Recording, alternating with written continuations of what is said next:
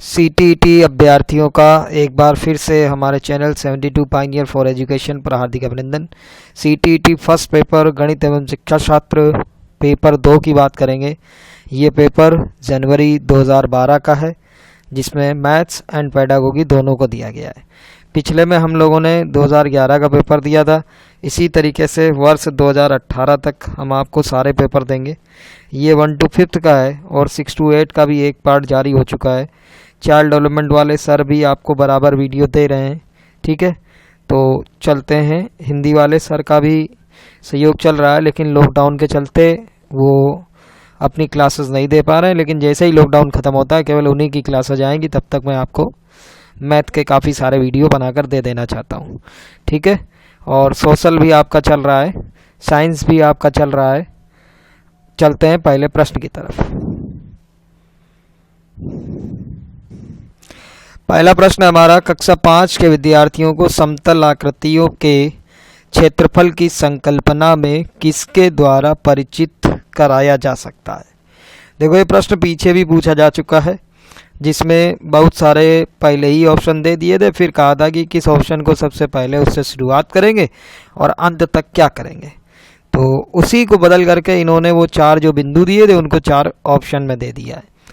पहला है, आयत की लंबाई और चौड़ाई का पता लगाते हुए आयत के क्षेत्रफल के सूत्र का प्रयोग करके आयत के क्षेत्रफल की गणना करना।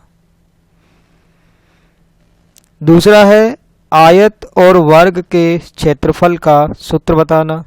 तीसरा है, इकाई वर्गों के गणन की सहायता से आकृतियों के क्षेत्रफल की गणना करना। और चौथा है, विभिन्न वस्तुओं जैसे हथेली, पत्ती, पेंसिल आदि की सहायता से किसी भी आकृति के क्षेत्र को मापना। तो मैंने आपसे पहले भी यही बात बताई थी और आज भी इसका ऑप्शन यही रहेगा। अगले प्रश्न की तरफ बढ़ते हैं। अब हमारे पास प्रश्न है कि गणित में गणना करने संबंधी कौशलों को किसके द्वारा बढ़ाया जा सकता है। पहला है, कक्षा में अभ्यास हेतु क्रियाशील गतिविधियों का आयोजन करके। दूसरा है, संकल्पना और प्रक्रियाओं को स्पष्ट करके बाद अधिक से अधिक अभ्यास करा के केवल संकल्पनात्मक ज्ञान देकर। और चौथा है, केवल एल्गोरिदम का वर्णन कर। तो जो गणित में गणना करने संबंधी जो कौशल है वो केवल आता है अभ्यास करने से, कि कक्षा में अभ्यास हेतु क्रियाशील गतिविधियों का आयोजन किया जाए तो गणना का कौशल आ जाएगा, ठीक है। तो यहाँ पे हमारा ऑप्शन 1 होगा। चलते हैं अगले प्रश्न की तरफ।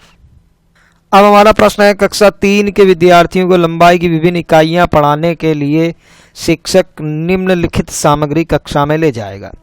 पहला, विभिन्न लंबाई और इकाई वाले रूलर, नापने वाली छड़ यानी कि जो हम लोग स्केल इस्तेमाल करते हैं, नापने वाली पट्टी जो वास्तुकार द्वारा प्रयोग में लाई जाती है, जिसे हम फीता कहते हैं, ठीक है। और दूसरा ऑप्शन कह रहा है, नापने वाली टेप जिसके एक तरफ सेंटीमीटर और दूसरी तरफ मीटर हो। तीसरा कह रहा है, विभिन्न इकाइयों का संबंध चार्ट। और चौथा कह रहा है, सेंटीमीटर वाला रूलर और नापने वाली टेप।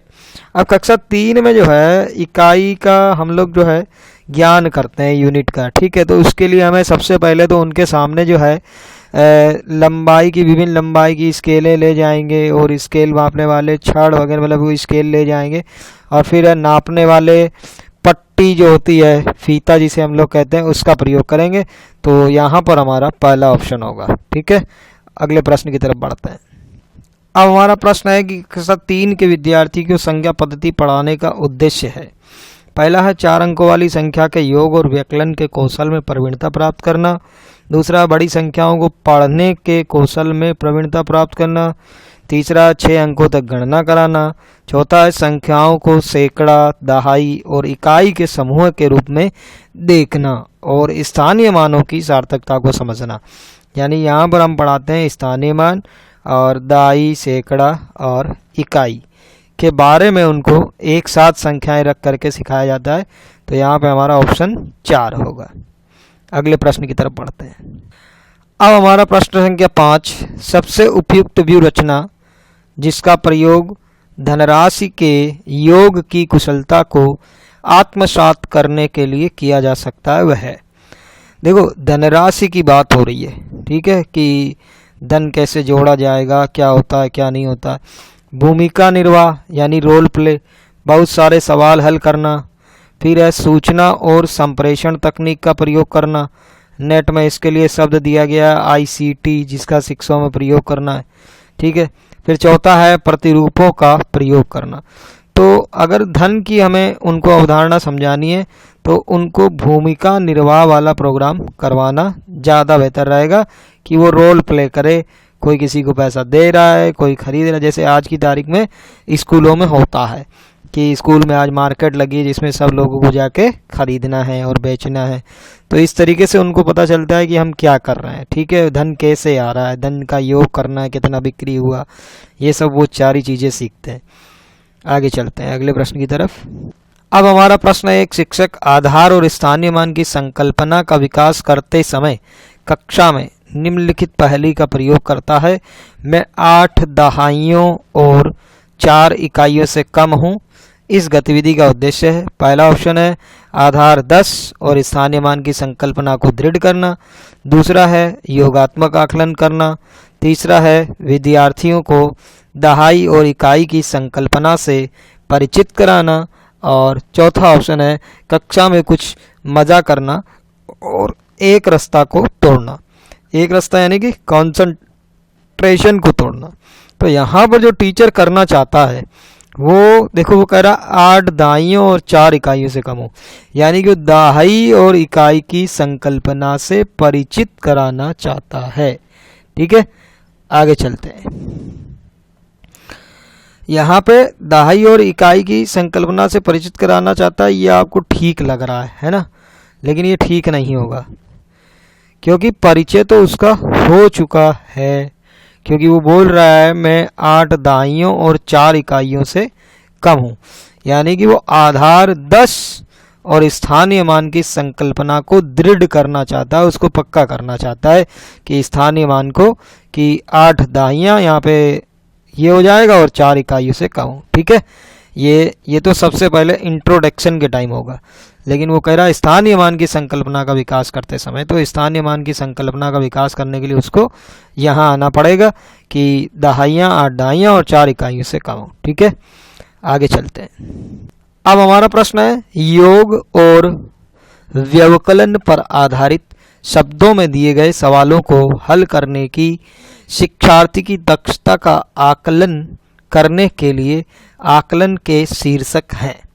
पहला है सवाल का बोधन और सही जवाब लिखना, दूसरा है सवाल को पहचानना और सही संक्रिया निष्पादित करना, तीसरा है गलत आंशिक रूप से सही या पूर्णतः सही, और चौथा है सवाल का बोधन निष्पादित करने वाली संक्रिया की पहचान और समस्या का गणितीय रूप में निरूपण, और फिर है सवाल का समाधान और फिर है प्रस्तुतिकरण।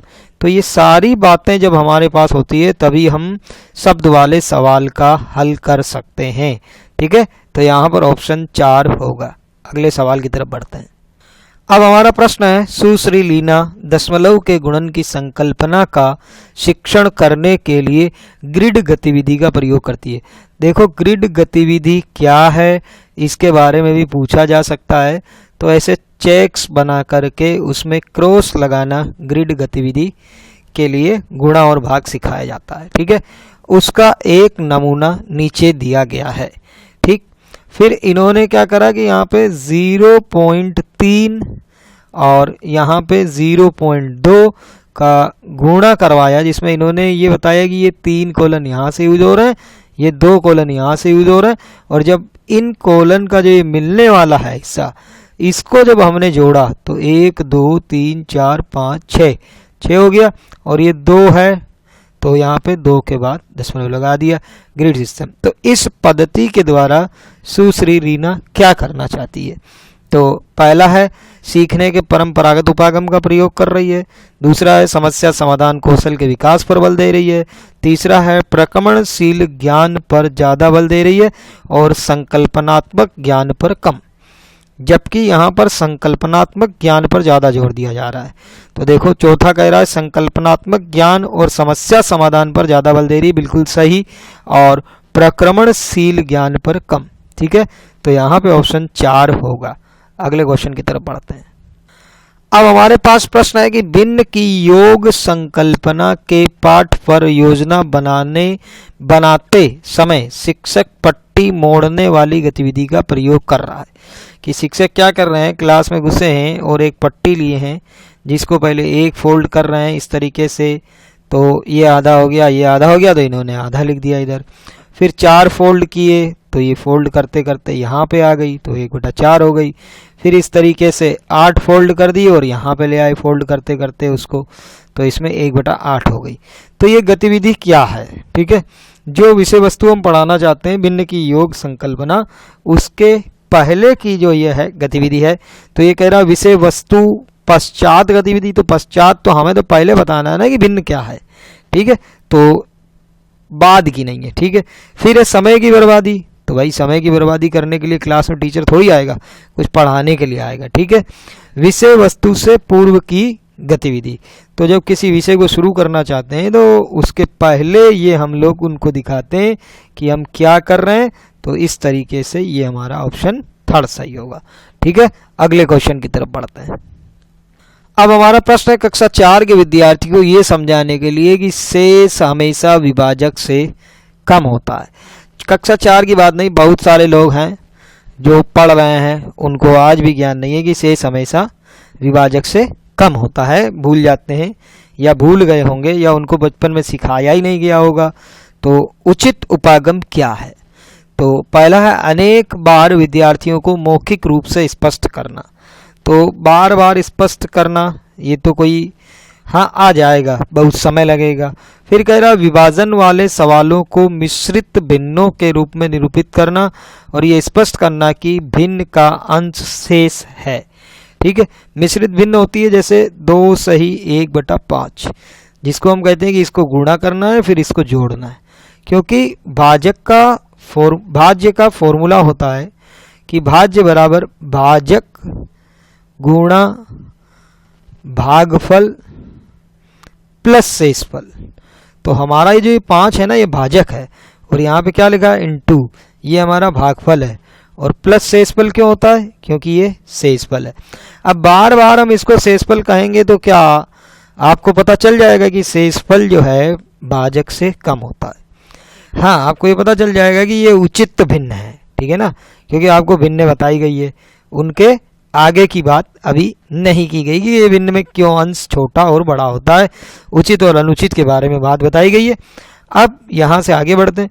वस्तुओं को विभाजक के गुणजों में समूहीकृत करना, विभाजक के गुणजों में समूहित करना यानी कि ये विभाजक 5 है हमारा, ठीक है, और इसके 2 समूह हैं कि 5 इसमें आ गए 5 इसमें आ गए, तो 5 का भाग लगा रहे हैं तो ये विभाजक है। और इसके बाद हमारा क्या बच गया 1, ये एक बच गया जो समूह में नहीं आया।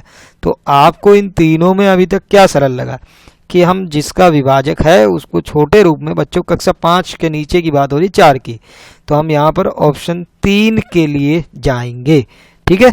जब उसको ग्रुपिंग करा देंगे कि 5 में 4 का भाग लगाना है तो वो कहेगा एक समूह बन जाएगा, एक का समूह नहीं बन पा रहा है, तो यानी शेष कौन बचा 1। तो इससे उसको जल्दी समझ में आ जाएगा कि शेष कैसे बचता है और शेष विभाजक से छोटा होता है, क्योंकि जो समूह में चला जाएगा वो तो विभाजक है ही और जो समूह नहीं बना पाएगा वो बाहर रह गया यानी कि वो शेष है, ठीक है। तो ये बात आपको समझनी है। अगले प्रश्न की तरफ चलते हैं।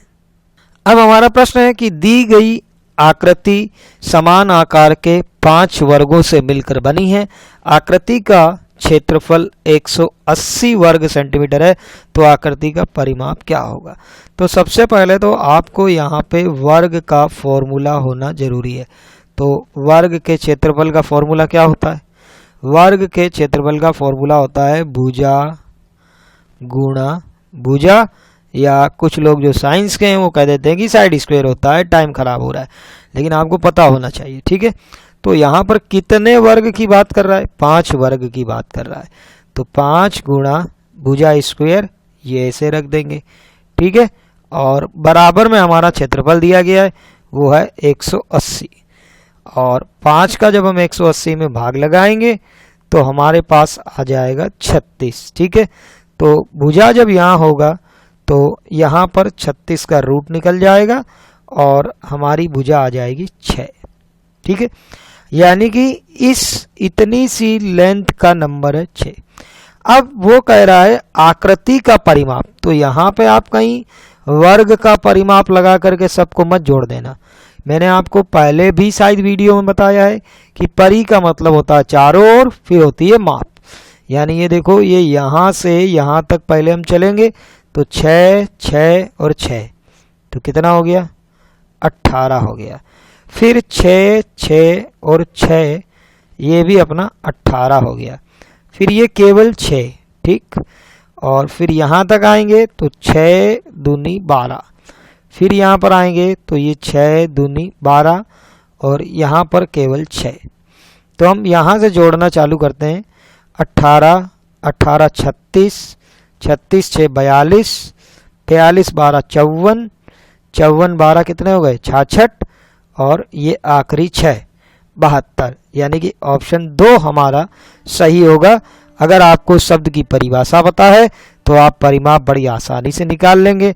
नहीं तो आप ऐसा भी कर सकते हैं कि भैया 6 चौके 24 होते हैं और गुणा 5 किया तो 120 नहीं आया। ठीक है, तो इस तरीके से मामला गड़बड़ हो सकता है। परिमाप का मतलब होता है चारों ओर की माप। किसी भी आकृति में आप ये फॉर्मूला लगाएंगे चारों ओर की माप, तो आपको परिमाप मिल जाएगा। अगले प्रश्न की तरफ बढ़ते हैं। अब हमारा प्रश्न संख्या 12, भिन्नों का योग पढ़ाते समय श्री सिंह द्वारा यह देखा गया कि निम्नलिखित प्रकार की त्रुटि बहुत आम है। लिखा है 2/3 और 2/5। इन्होंने ऊपर का जोड़ दिया, नीचे क्या किया, यहाँ पर 8 होना चाहिए। ठीक है, तो लिखा है श्री सिंह को निम्नलिखित उपचारात्मक कार्य करना होगा। उपचारात्मक यानी कि रिमीडियल। ठीक, पहला लिखा है असमान भिन्नों के योग की संकल्पना को स्पष्ट करने के लिए चित्रात्मक प्रतिरूप देना तथा बाद में समान प्रकार के सवालों का अभ्यास कराना। तो ये तो बहुत जरूरी है। जैसे अभी पीछे क्वेश्चन था 6 to 8 में एक भिन्न का, जिसमें आयत को बराबर 2 भागों में बांट के ऊपर वाले को 3 हिस्से में और नीचे वाले को 4 हिस्सों में, तो उसी रूप में जब उसको करवाया गया तो शायद आपको समझ में आया होगा। फिर लिखा है विद्यार्थियों को मेहनत करने की सलाह देना। भाई जब कॉन्सेप्ट ही नहीं आया तो भिन्नों के योग वाले सवालों का अभ्यास और मेहनत कहाँ से कर लेगा। फिर लिखा है हर के लघुत्तम समापवर्त्य की संकल्पना को स्पष्ट करना। भाई अभी वो छोटा है, 5 के पहले का है और कौन सी क्लास में, यहाँ क्लास दी नहीं गई है। फिर लिखा है समान प्रकार के सवालों का अधिक अभ्यास कराना। ठीक है, तो जब वो उसको गलती करने की आदत पड़ गई और आप सवाल दोगे तो वो इसी तरीके से जोड़ता रहेगा। तो सबसे सरल काम है असमान भिन्नों के योग की संकल्पना को स्पष्ट करते हुए हमें क्या करना है, उसका चित्रात्मक जो है हमें प्रदर्शन करना है। ठीक है, तो चित्रात्मक वाला हमारा ऑप्शन 1 रहेगा। ठीक, अगले क्वेश्चन की तरफ बढ़ते हैं। अब हमारा प्रश्न संख्या 13, एक ठोस जैसा की आकृति में दिखाया गया है, नीचे गणीय ब्लॉक से बना है, यानी क्यूब से बना है और जिसकी प्रत्येक भुजा 1 सेंटीमीटर है के ब्लॉकों की संख्या है। तो देखो ब्लॉक सारे छोटे छोटे हैं, आप इसको सारे ये अलग अलग ब्लॉक हैं, तो हम कैसे निकालेंगे, तो हम पहले लेवल के निकाल लेते हैं। 1 2 3 4 5, यानी यहाँ पर हमारे पास 5 ब्लॉक है और यह 1 2 3 4। अब अगर ऊपर देखें तो देखो 1 2 3 4 5, 1 2 3 4, तो ये 5 गुणा 4 में ब्लॉक रखे गए हैं। तो एक लेवल पर कितने ब्लॉक हैं, 20। अब लेवल कितने, 1 2 3, 3 लेवल है, तो 3 लेवल पे कितने ब्लॉक हो जाएंगे, 60 ब्लॉक हो जाएंगे और यहाँ का ऑप्शन 1 सही हो जाएगा। अगले प्रश्न की तरफ बढ़ते हैं। अब हमारा प्रश्न संख्या 14, राष्ट्रीय पाठ्यचर्या की रूपरेखा 2005 यानी कि NCF, ठीक है, मानती है कि गणित में चिंतन और तर्कणा का एक तरीका शामिल होता है, कि चिंतन और तर्क करने का एक तरीका होता है। इस दृष्टिकोण को किसके द्वारा प्राप्त किया जा सकता है, जो ये चिंतन और तर्कणा का एक तरीका है वो किसके द्वारा प्रयोग किया जाए। पहला है खोजबीन उपागम का प्रयोग करना, कि हम उसको ढूंढें। फिर है हस्तचालकों का प्रयोग करना। फिर है संकल्पनाओं का वास्तविक जीवन से जोड़ना। फिर है विद्यार्थियों को चर्चा में शामिल करना। देखो सारी बातें तो इसी में कह दी गई है। ठीक है, पिछले में आया था कि गणित के प्रश्न कैसे नहीं होने चाहिए, 6 to 8 की पेडागोगी में दिया है, तो उसी में यहाँ पर हमारा पहला ऑप्शन से ही हम लोग इसको क्लियर कर लेंगे कि यहीं से उसमें चिंतन की और लॉजिक लगाने की प्रक्रिया शुरू हो जाती है, शामिल होती है, जिसमें वो सोचने का तरीका पता चलता है कि वो कैसे तर्क कर रहा है। ठीक है, तो यहाँ पर पहले ही ऑप्शन से हम संतुष्ट हैं, अगले की तरफ हमें नहीं जाना है। ठीक है, अगले प्रश्न की तरफ बढ़ते हैं। अब हमारा प्रश्न संख्या 16, रिजुल एक गति संवेदी शिक्षार्थी है। उसकी शिक्षिका सुश्री नेहा उसकी अधिगम शैली को समझती है। उनकी गुणन की संकल्पना को स्पष्ट करने के लिए उन्हें निम्नलिखित में से किस व्यूह रचना का चयन करना चाहिए। गति संवेदी मतलब काइनेस्थेटिक। ठीक है, तो उसमें क्या है कि उसकी गति के प्रति वो संवेदनशील है या उद्दीमा है या कुछ भी है, तो उसके साथ कौन सी विधि का अपनाना चाहिए। पहला है कि वो सभी पहाड़ों को याद करने पर बल दें। तो भैया पहाड़े याद करना कोई इलाज उसका नहीं हो सकता, क्योंकि वो तो पहले ही गति संवेदी उसको कह दिया है। फिर कह रहा है 2, 3 आदि के गुणज प्राप्त करने के लिए 2 विभिन्न रंग वाले मोतियों को और धागों का प्रयोग करना। जैसे देखिए उसमें 2, 2, 2, 2 के ग्रुप बने और इसमें 3, 3 के ग्रुप बने, तो इससे भी उसका भला नहीं होना। फिर कह रहा है कटवा गिनती। कटवा गिनती का मतलब देखो 0, 2, 4, 6, 8, यानी ये 2 की टेबल को बता रहे हैं। अब अगर वो चाहेगी तो 1, 3, 5, 7 को बता देगी। ठीक है, 2 के अंतर से, मतलब अंतर से टेबल बनती है एक निश्चित अंतर से, तो ये भी उसके लिए काम कर भी सकता, नहीं भी कर सकता। फिर कह रहा आड़ी तिरछी रेखाओं पर प्रतिवेदन बिंदुओं को गिनना, ये वो कर लेगा। तो जैसे देखो 2, एक ही लाइन पे कितने बिंदु है, 2, यानी कि ये 2 गुणा 1 यानी हो गया 2। इस तरीके से अगर उसको कराएंगे तो वो खेलेगा और कर भी लेगा, यानी कि करके सीखने वाले में भी आ जाएगा। और इसमें तो देखो रटन विद्या है जो एनसीएफ 2005 मना करती है।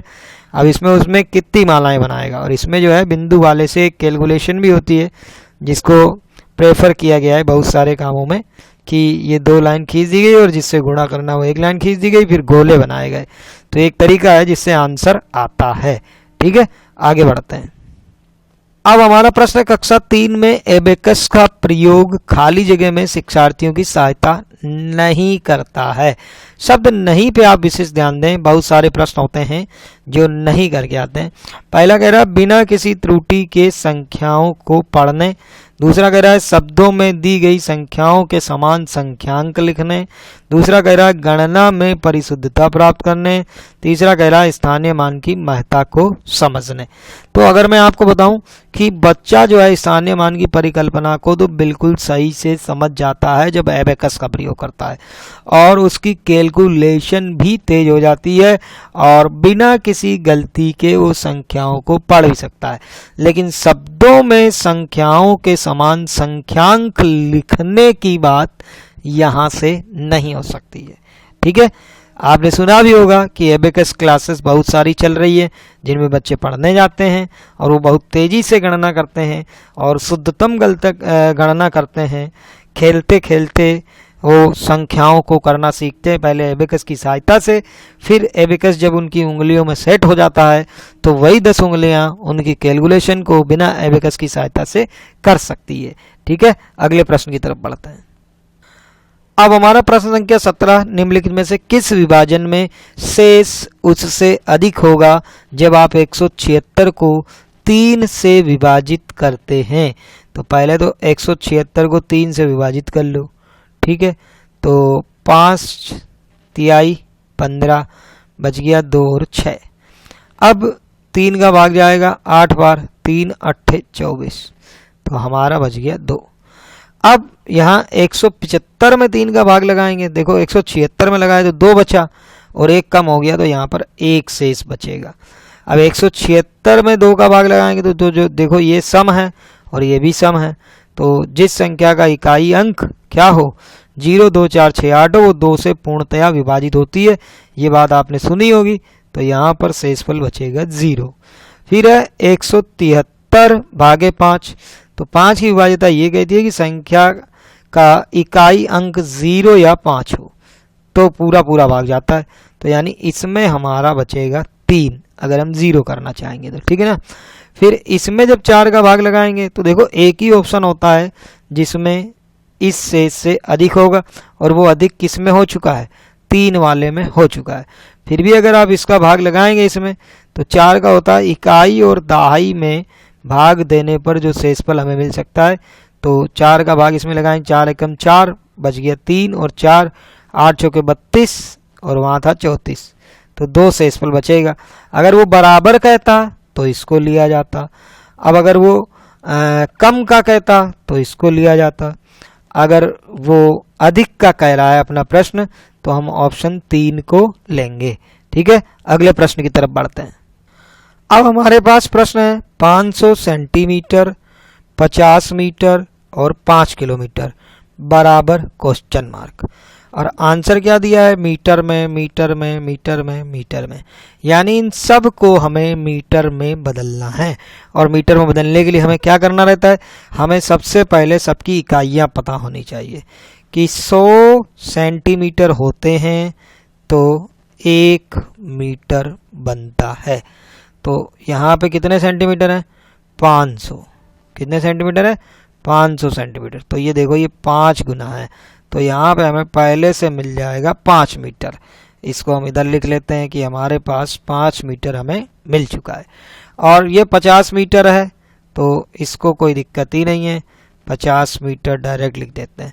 फिर लिखा है किलोमीटर, तो सबसे पहले आपको पता होना चाहिए कि 1 किलोमीटर में कितने मीटर होते हैं, तो 1 किलोमीटर में 1000 मीटर होते हैं। तो 5 किलोमीटर में कितने मीटर हो जाएंगे भाई, 5 गुना है तो हो जाएंगे 5000 मीटर, ठीक है। तो 5000 मीटर को हम यहाँ से लिखना चालू करेंगे, इकाई, दहाई, सैकड़ा और हजार।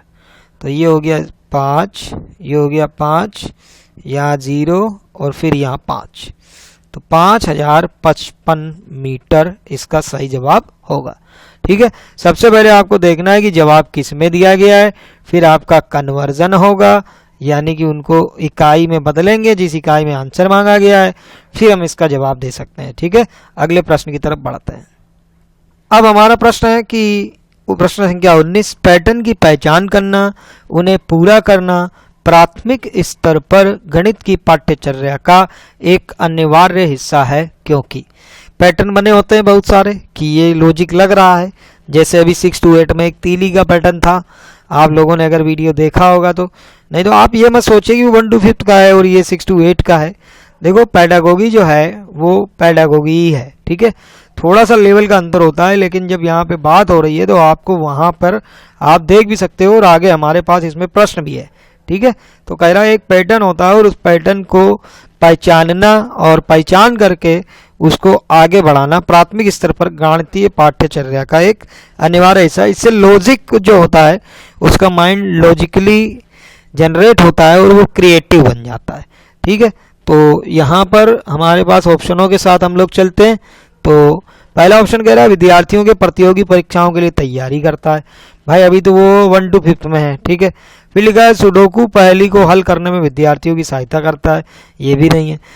तीसरा है ये विद्यार्थियों में सृजनात्मकता को बढ़ावा देता है और संख्याओं और संख्या क्रियाओं की विशेषताओं को समझने में उनकी सहायता करता है, बिल्कुल यही जवाब सही होगा। वो क्रिएटिव बनेंगे हर तरीके से नया विचार बनाने के लिए, किस तरीके से कौन सा पैटर्न क्या हुआ, कोई न कोई उसको हल कर देगा। अगले प्रश्न की तरफ बढ़ते हैं। अब हमारा प्रश्न है कि 63,606 में 6 के स्थानीय मानों का योगफल क्या होगा। बहुत सारे प्रश्न आपने देखे होंगे, स्थानीय मान और जातीय मान का योग क्या होगा। जो स्थानीय मान ये जो शब्द है इसी में इसकी परिभाषा छिपी है, यानी कि स्थान के हिसाब से, यानी कि प्लेस वैल्यू, ठीक है।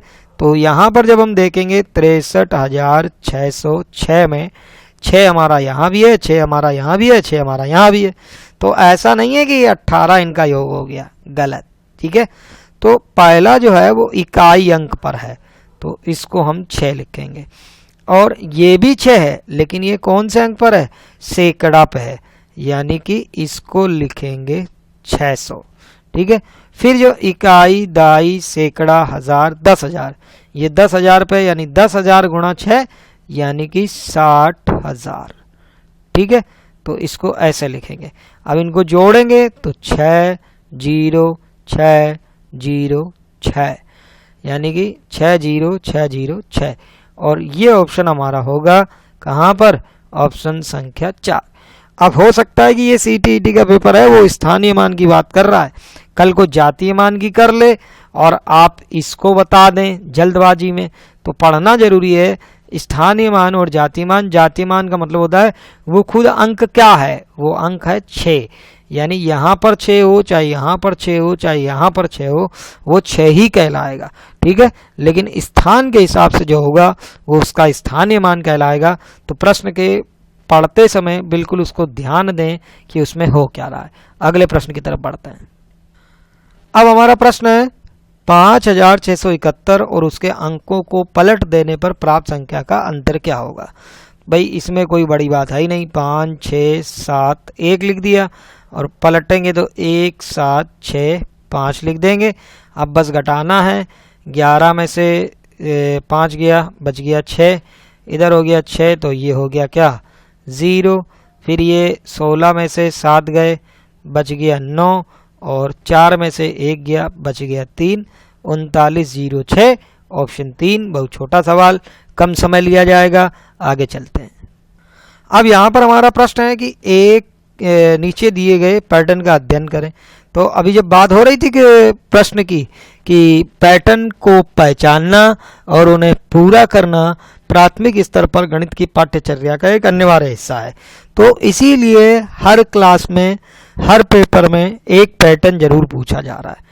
ठीक है, पिछले में भी एक पैटर्न पूछा गया था, इसमें भी एक पैटर्न पूछा गया है, 6 to 8 में भी एक पैटर्न दिया गया था जिससे वो गणित कर रहा था और एक कैंडिडेट खेल रहा था। तो यहाँ पे लिखा 1 गुणा 1 यानी कि इन्होंने 1 लिख दिया। फिर देखो यहाँ पे लिखा है 11 जिसमें 2 अंक है, और यहाँ पर भी लिखा है 11, तो 2 अंक तक ये चला 1 और 2 और फिर रिवर्स हो गया यानी कि 1, फिर ये 3 अंकों तक चला है। तो इसमें क्या करा इन्होंने, 3 अंकों तक काउंटिंग को ठीक रखा, फिर इसके नीचे गिरा दिया। अब अगर हम 4 रख दें, 1 2 3 4 और 1 2 3 4, तो हम क्या करेंगे 4 तक कंटिन्यूस जाएंगे, 1 2 3 4, और फिर डाउनफॉल कर देंगे 3 2 1। अब अगर हम 5 पे जाएं, 1 2 3 4 5 और 1 2 3 4 5, यानी कि हम लोग प्रश्न पे आ गए। ठीक है, तो यहाँ पे क्या होगा 5 तक तो हम ठीक ठाक जाएंगे, ठीक, और उसके बाद 4 3 2 1 ये हो जाएगा। जब अंक 1 हो और इन्हीं अंकों की जितनी बार बराबर हो सामने, तो इनका जब मल्टीप्लाई होगा वो इसी तरीके से काउंटिंग में लिख दिया जाएगा, और यहाँ पर जो हमारा जवाब होगा वो है ऑप्शन 4, 1 2 3 4 5 4 3 2 1। इसमें एक पैटर्न और भी होता है, लेकिन उसकी चर्चा हो सकता है आगे क्वेश्चन दिया हो तब करेंगे, या फिर जब आप कमेंट करेंगे। तो ऐसे बहुत सारे पैटर्न हमारे पास हैं जिनको हम आपके सामने रख सकते हैं। ठीक है, आगे बढ़ते हैं। अब हमारा प्रश्न संख्या 23, निम्नलिखित में से कौन सा सही है। पहला लिखा है 1000 के पूर्ववर्ती। देखो पूर्ववर्ती बहुत सारे लोग भूल जाते हैं कि पूर्ववर्ती क्या होता है और परवर्ती क्या होता है।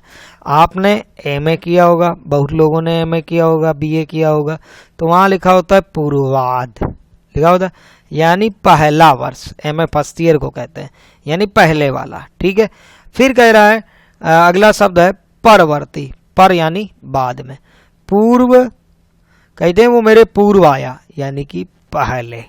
ठीक है, और पर का भी बात समझ ही लोगे कि बाद में। ठीक है, अब कह रहा है 1000 के पूर्ववर्ती यानी 999 का पूर्ववर्ती यानी कि फिर पीछे यानी कि 998, ये तो हो नहीं सकता। फिर कह रहा है 1000 के पूर्ववर्ती यानी 999 का परवर्ती यानी कि 1000, तो ये भी नहीं है। फिर कह रहा है 1000 के परवर्ती यानी कि 1001 का पूर्ववर्ती यानी कि 1000, तो यहाँ पे दिया 1002, ये भी नहीं है। फिर कह रहा है 1000 के परवर्ती यानी 1001 का पूर्ववर्ती यानी 1000, यानी ये पूरा हमारा सेंटेंस ठीक है। यहाँ पर कंफ्यूजन की बात केवल इतनी है, पूर्ववर्ती और परवर्ती, पूर्व का आप ध्यान रखेंगे पहले और पर का बाद में, बस बाकी आपका सवाल हल हो जाएगा। इसको पूछा भी गया है 2-3 बार और आप ध्यान भी रखें। अगले क्वेश्चन की तरफ बढ़ते हैं। अब हमारा प्रश्न है, एक दुकान में 239 खिलौने हैं, यानी कि उसके पास हैं, ठीक है, दुकान वाले के पास 70 और खिलौने लाए गए, यानी 70 उसके खिलौने, पहले 239 थे, 70 और लाए गए यानी बढ़ गए। फिर कह रहा है उनमें से 152 बेच दिए गए, यानी कि वो खिलौने चले जाएंगे, ठीक है। इसने पूछा था कि केवल इसकी कैलकुलेशन हम लोग लिखेंगे कैसे, ठीक है, आंसर नहीं पूछा है। तो हम यहाँ पर जवाब दे देंगे 239 + 70 - 152। बिल्कुल जो छोटे सवाल है उसके लिए हम आपका समय खराब नहीं करेंगे। अगले प्रश्न की तरफ बढ़ते हैं। अब हमारा प्रश्न संख्या 25, एक पेंसिल का मूल्य 2.5 रुपये है। 2.5 को क्या कहते हैं, A2 सही 1/2, और अभी मैंने बताया था 2 दूनी 4 और 1 5, यानी 5/2। फिर कह रहा है अमित 1.5 दर्जन पेंसिल खरीदता है। आपको पता है 1 दर्जन में कितना होता है, 1 दर्जन में होता है 12, और यहाँ कह रहा है 1.5 दर्जन में, यानी 1 से ज़्यादा है। ज़्यादा वाले के लिए क्या करते हैं, गुणा, यानी 3/2 को 12 से गुणा करेंगे तो हमारे पास आएगा 6, यानी उसके पास 18 पेंसिल उसने खरीदी है।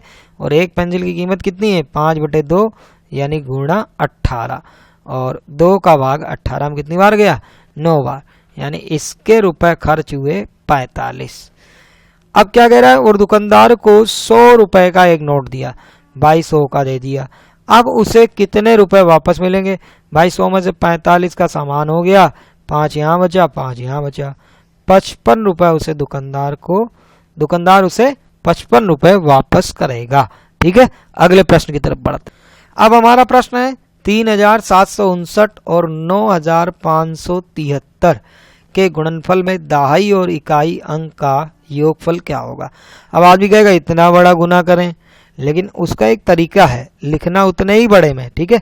हमें ये नहीं करना है कि हमें बहुत बड़े पारंगत बनना है या हमें बहुत ज़्यादा वो करना है, हमें वहाँ बच्चों को पढ़ाना है और ट्रिकी नहीं पढ़ाना है। 2 बातें ध्यान रखनी है। तो देखो पहले हम यहाँ की संख्या लिखते हैं 9 तिहाई 27, और फिर लिखते हैं 3 पंजे 15, और ये 2, यानी कितने हो गए 17। अब हमें क्या मिल गया, इकाई और दहाई मिल गया। इसके आगे हम नहीं करेंगे। फिर यहाँ एक क्रॉस लगाते हैं हम लोग, फिर इसका चालू करते हैं, तो 7 9 63, तो हम यहाँ पे क्या लिख देंगे 3। अब इसके आगे क्या होता है कि हम लोग 2 क्रॉस लगा देते हैं, हो गई 3 लाइनें, और हमें 4 लाइन पे जाना है, तो 1 2 और 3 क्रॉस लगा देंगे। और उसने हमसे जो पूछा है इकाई और दहाई का पूछा है, तो हम इसको गुणा नहीं करेंगे, और इन दोनों अंकों का योग जो इकाई और दहाई पर है उनका योग हो जाएगा 7, ठीक है।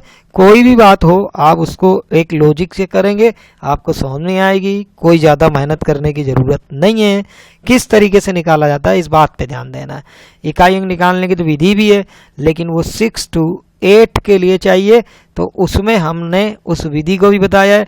कुछ लोग ये कमेंट कर देते हैं कि सर आप तो बड़ा लेंदी बता रहे हैं। अरे भाई लेंदी शॉर्टकट भी तो किसी काम का नहीं है ना, केवल ये परीक्षा पास करना ही एक उद्देश्य नहीं है, हमें आना भी चाहिए कि किस तरीके से हुआ है। और जहाँ पे घातांक का इकाई अंक निकालना है वहाँ पे मैंने आपको ट्रिक भी दी है, ठीक है, वो ट्रिक बहुत अच्छी है, ठीक। अगले प्रश्न की तरफ बढ़ते हैं। अब हमारा प्रश्न है कि 27, प्रश्न संख्या 27, 2:58 PM से, PM का मतलब क्या हो गया, दोपहर 12 बजे के बाद का समय। और जब आपको उसमें से ज़्यादा घटाना पड़ जाए, जैसे यहाँ लिखा है 4 घंटे 59 मिनट पहले क्या समय था, तो आप क्या करोगे, जब ज़्यादा घटाना पड़ जाए तो आप इसको क्या करोगे, रेलवे वाला टाइम आपने देखा है कि 12 के बाद वाले टाइम को हम बढ़ा के लिख लेते हैं, तो 12 इसमें जोड़ देंगे तो ये हो जाएगा 14:58, ठीक है। और इधर लिखा है 4 घंटे, ये घटाना है, ठीक है। पहले हम लोग 59 की जगह 58 ही घटा लेते हैं, 1 मिनट बाद में घटा लेंगे, तो हमारे पास कितना बचा, 10 बच जाएगा सीधा सीधा, ठीक। अब 10 में से जो 1 मिनट हमने नहीं घटाया है वो अब घटा लेते हैं।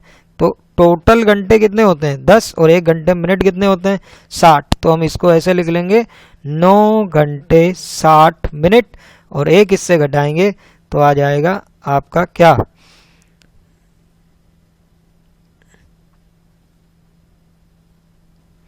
अब 9 घंटे 60 मिनट से 1 घटाएंगे तो ये हो जाएगा 59 और 9:59 और दोपहर 12 बजे के जो पहले समय होता है उसको हम AM कहते हैं। तो यहाँ पे देखो PM वाला भी ऑप्शन दिया है और AM वाला भी दिया है, तो दोपहर 12 बजे के पहले वाला लेना है, इसलिए AM वाला समय लेंगे। थोड़ी सी मिस्टेक हो गई थी टेक्निकली, इसलिए पेज हट गया। अगले क्वेश्चन की तरफ बढ़ते हैं। अब हमारे पास प्रश्न संख्या 28, 19,000 और 19 सैकड़ा 19 इकाइयाँ बराबर है। ठीक है, तो हमें करना क्या रहता है, इसमें बहुत सारे लोग कंफ्यूज होते हैं। सबसे पहले आपको 19 को 1000 से मल्टीप्लाई करना है क्योंकि वहाँ 1000 लिखा है। ठीक है, तो हम लिख देंगे 19,000। फिर हमारा है 19 सैकड़ा यानी कि 19 को 100 से गुणा कर देंगे तो ये हो जाएगा 1900। ठीक है, फिर हो जाएगा 19 इकाई यानी कि इकाई को हम कहते हैं 1, तो ये हो जाएगा 19। तो ये हो गया 9, ये हो गया 1 और ये भी हो गया 9 और ये हो गया 9 और 1 10 और ये हो गया 1 और 1 2, यानी 20,919 हमारा आंसर होगा और सही जवाब ये हो गया। अगले प्रश्न की तरफ बढ़ते हैं। अब हमारा प्रश्न है यदि 5, 6, 7, 5, 6, 7 को 5, 6, 7 से भाग किया जाए तो भागफल क्या होगा। ये बहुत ही मतलब अगर आप किसी पर ट्राई करोगे तो 80% तक लोग जो है इसको क्या करेंगे, रॉन्ग करेंगे, क्योंकि उनको पता नहीं है कि संख्या उतारने के लिए क्या क्या किया जाता है। ठीक है, अब कुछ लोग सही कर लें एक बात अलग है, बल्कि बहुत कम लोग इसको जो है सही कर पाते हैं। ठीक है, तो इस क्वेश्चन को आप अपने घर में भी बहुत सारे लोगों से पूछेंगे तो उनका भी जवाब गलत आएगा। ठीक, अब हमें इसमें भाग किसका लगाना है, 5, 6, 7 का ही लगाना है। तो कहता है 1, 1, 1 3 हो गए, तो यहाँ पे वो 3 कह देगा या 1, 1, 1, ये वाला जवाब ज़्यादातर लगाएंगे। ठीक, लेकिन पहली बार में जब हम भाग लगाते हैं कितनी ही संख्याएं यूज कर सकते हैं, यानी कि एक बार जाएगा और हमने 3 अंकों का इस्तेमाल कर लिया। ठीक है, यहाँ पे बच गया 0। अब हमें उतारने की कितनी इजाज़त है, हमें उतारने की 1 इजाज़त है, लेकिन जब 1 उतारने के बाद हमारा भाग नहीं जाता है तो पहले यहाँ 0 फिर यहाँ 6, इस तरीके से उतारा जाता है। अब फिर भी हमारा भाग नहीं जा रहा है तो फिर 1 अंक उतारने के लिए हमें फिर यहाँ पे 0 और फिर 7। अब इसमें भाग जाएगा कितनी बार, 1 बार भाग जाएगा।